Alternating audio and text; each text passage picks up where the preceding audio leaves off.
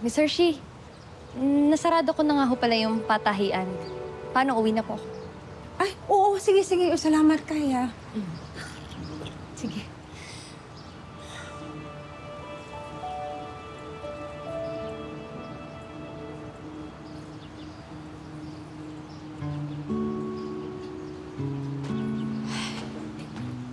Ay!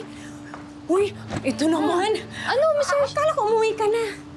Eh kasi naman, Miss Hershey, kita ko parang malungkot ka eh. Kaya sasamahan mo na kita. Ha? Hindi, okay lang ako. Nagpapahinga lang. Okay lang ako. Sige na, umuwi ka na. Di ba ang dami mo pang gagawin? Sige na. Okay lang ako.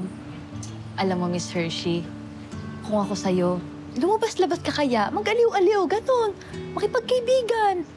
At saka ano kasi, binilin ka din kasi sa akin ni Miss Kisses. Ito talaga si Kisses, eh, no? Kung ano-ano mga sinasabi. Ano ako lalabas? Ano gagawin ko pag nasa labas ako? Aba, natural makikihalubilo ka sa mga tao, makikipagkaibigan. O kaya pwede din namang makikipag-date. Miss Hershey, oo, makipag-date ka. Naku, hindi naman totoo yung mga date-date na yan. At saka sayang sa oras.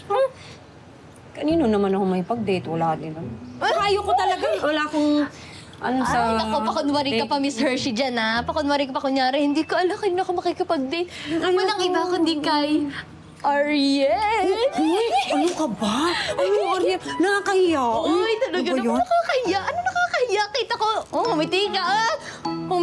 Umiti ka talaga, Uy, Miss Hershey. Hindi hindi ako. Huling-huli Ayoko ko. na alam mo, umuwi ka na. Ang ingay-ingay nito. Parang nandito lang si Kisses. Pinapauwi mo ko. Ingay-ingay. Oh, ang kulit mo. Sige, umuwi ka na. Sige. Oo, nauwi na ako Hindi talaga kasi. ako naniniwala sa mga Uuwi na ganyan, talaga Ariel. ako. Nakakaya. Ano, Ariel? Uuwi na ako kasi Magkaibigan alam lang ko, kami. pag mumuni-munihan mo pa si Ariel. Ay, nako. Sige na. Ariel, ito na, alis na ako. Ngiti na ulit.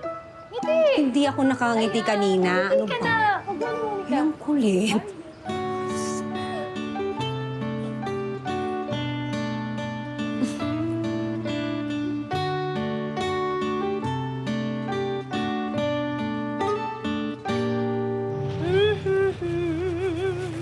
Naku, mukhang sa... Badong! Budang! Badong! Budang! Diyan! Madam!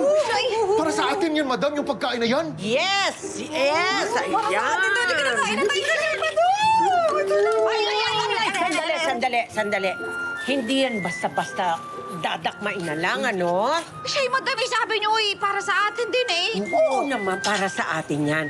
Pero hinanda ko yan para sa ating brainstorming. Huh? Brain? Yes. Eh, wala naman ako nun, madam. Storming. Wait, may bagyo! Brainstorming! Hay, nako, Badong, talaga naman. Consistent ka. Ang brainstorming, ang ibig sabihin nun, magpapalitan tayo ng mga ideya. Kailangan ko ng ideya ninyo. Ideya, madam eh. Parang ideya tungkol naman saan yan? Siyempre, alam nyo naman na isa akong businesswoman. At naisip ko na sana ilagay natin ang pangalan ni Lolo Mars sa aking kakanin. Para pagbibigay-pugay sa kanya. Kaya kailangan ko ang mga ideya ninyo. Oh. Yun lang pala eh. Dali lang naman pala niyan. Dali yan. Of Sanay ako course. gumawa assignment ni Mucho eh. Sige. So ngayon, isang ideya, isang kuha ng pagkain. Oh, rami ako. Sige talaga. O sige ha, umpisa na. Simulan natin, ha? O, sige ha, magpuputol na ako habang... ako number magpuputol. one. Kayo ang mag-isip. Ako number Ikaw. one. Number one. Sulat ko na dito ha. Sulat mo. Teka.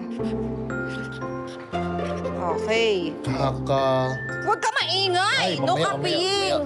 Sige. Ako, isulat mo yung... Hindi, sabihin ko na lang yung akin. Ano sa'yo? Number two ka. Kakainin ni Lulu Mars. Kainin. Bibikuhin ni Lulu Mars. Bibikuhin. Ano ba yun? Sige, brainstorming naman eh. Oh.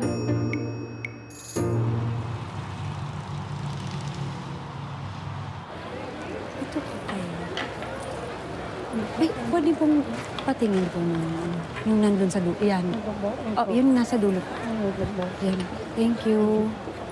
Parang masyado naman palang maliit. Ay, okay. Parang mas malaki po yung isa niya. Yung bulaklak.